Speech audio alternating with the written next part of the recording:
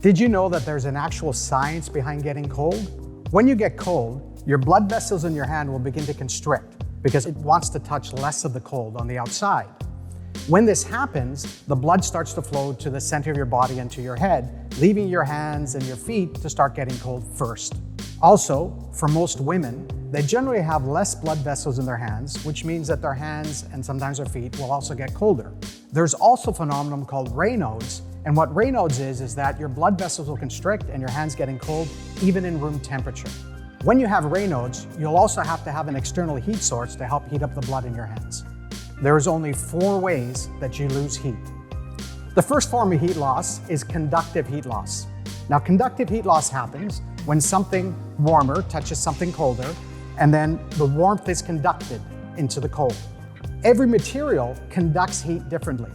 So nylons and polyesters will conduct differently than a leather. Water is actually a very high-end conductor, so that's why when your hands are wet, you'll get cold a lot faster. Air is a slower conductor, which is why when they create insulations, they create it to trap air so that it creates a barrier between you and the cold. Of course, some insulations are much better than others. The second form of heat loss is convective heat loss. This is caused through air movement. So that's why when it's windy and cold, the air pulls away heat from you. The third form of heat loss is evaporative heat loss. This is when you perspire and your perspiration evaporates off your skin.